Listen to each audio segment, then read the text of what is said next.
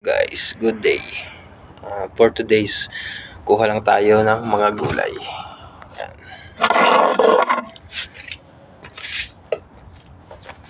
Tadan!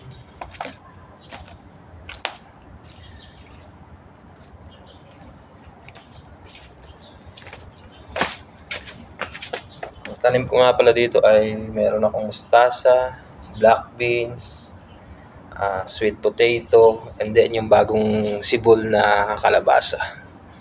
Gamit lang tayo na gunting. Kasi ang kukuhanin ko, mga dahon lang. Para tuloy-tuloy siyang magdahon uli. Tapos, magbubunga siya. Yun yung gagawin kong binhi.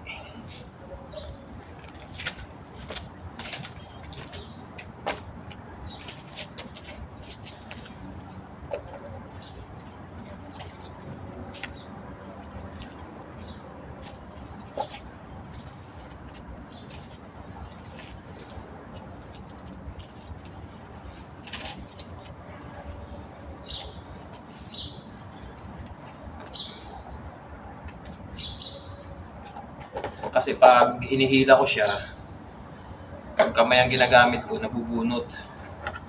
Kaya nakaisip ako gumamit ng gunting.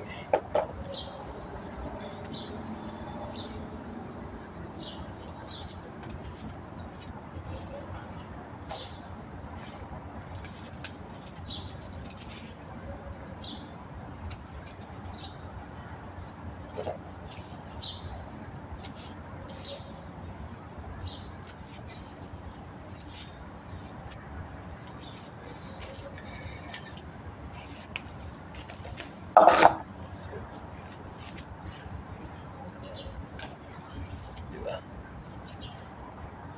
Ang laki na yung dahon niya.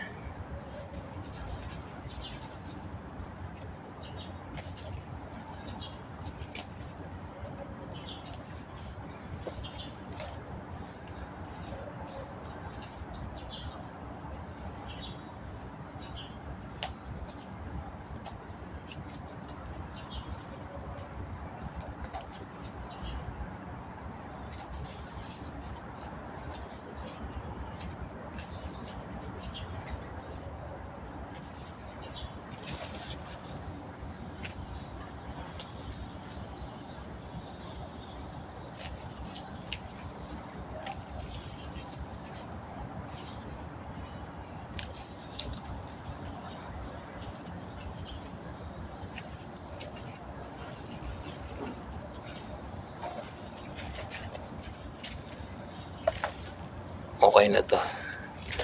Kasi ihalo lang naman natin siya. Yung ating bagong tanim na kalabasa. Ayan. Dami. Tapos ang mustasa niya. Ayan. Dito naman sa kabilang side, may mga tumubo na rin na kalabasa. Ayan. Ang dami na. Kaya baka mga next mapupuno ng kalabasa. Ito yung black beans or kadyos, kamote. Tapos dyan, meron pa tayong mustasa, yung unang plat na maliit. Tsaka yung second plat, mustasa uli. Tapos yung may mga bulaklak na yun yung ating watermelon. Ang dami ng bulaklak.